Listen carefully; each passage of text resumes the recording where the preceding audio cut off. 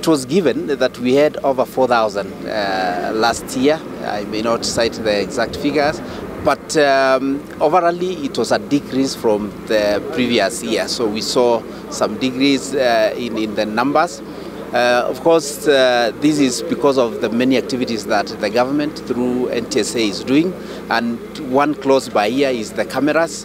I've been interacting with people here and they're saying they've seen change, that with these cameras on the road, people are behaving differently, drivers are behaving differently, and this gives us ideas of what we need going forward, because to reduce accidents by 50%, we would need to have such strategies that are effective and showing impact on that. So of course, we all know that the beginning of this year up to now, the numbers are going up. Yesterday we had an accident close by here. It's of great concern to us, and that only helps to push us further to see what we can do to bring them down. And such partnerships will go a long way in supporting that and road safety in general. It's true, pedestrians' numbers are increasing, and when you look at those statistics, it's the pedestrian numbers, meaning then that the people out there are the most affected. And when we talk of out there, where are these people? Where are these people? Is that it looks like then when we are driving, we are not careful enough so as to protect the pedestrians. And this comes back to the many reasons that we are talking about, that one of the greatest challenges is the driver's behavior.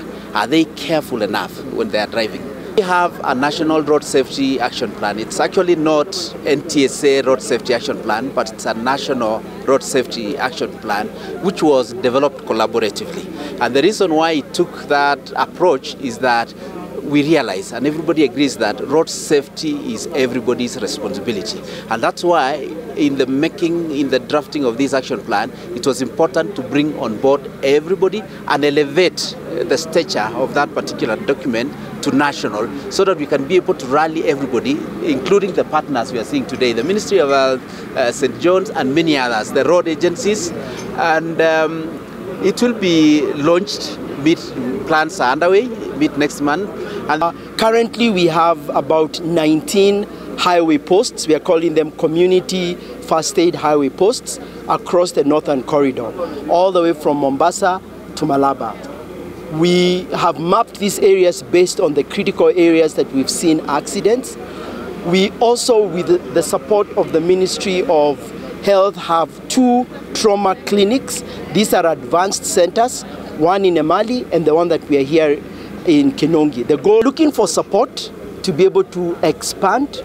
I believe from NTSA's record is more than 200 posts or areas where we need critical support, in terms of whether it's a container that supports highway care, or whether it is an area that has high traffic.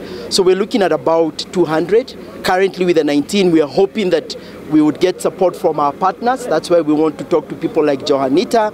We are talking to Bountiful, we are talking to National Bank of Kenya, who are coming on board as partners, and also other partners who can help us make sure that our roads are safe. We'll probably have a tent outside, and so on a day-to-day basis, if this is manned, eventually we hope it can be manned 24 hours. Currently we think it's going to start off with 12 hours. But we think that people can come in and just do the basic clinic facilities, that they can be able to be given drugs and things like that and be checked. If you look at this area, this stretch has had a lot of accidents, right way from up there all the way down to where we are currently. So we asked ourselves, and when we worked with the ministry, they said, look, we'll give you 2 containers, one in Emali because of the number of accidents, and one here because of the number of accidents. So it's located here because of the need that is in this area. One of the things I know for sure is this is a very busy road. You know, this is a big corridor. Apart from the Mai Mai road, this is the main road that goes to the western area. And also not western area all the way to Uganda. And not only Uganda, all the way to the Congo.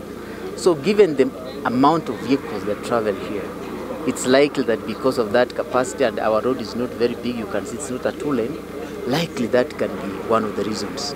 we said is we are requesting Dr. James and the team that basically we realize that most of the time, the first people you'll find in any response is the border riders. If there's an accident, you'll find that they are either there or they are quick to arise in those places. And we think that also if you look at the statistics, and Dr. Kiplagat mentioned about that, you realize that most of the borders accidents occur there. And therefore, if they can be able, if Dr. James can be able to train the border guys around this area, they will help us not only the response, but also even their own. When they are deep there in the rough roads and accidents have occurred, they can respond very well and be able to help their fellow colleagues to make sure they arrive here at this pre-hospital center or to the centers nearby where they can get help. And that's why we feel that if we train them, because they become a critical mass, they are very critical now in our transport system, I think it will be an added advantage for us as a ministry, and also I think from the road safety department.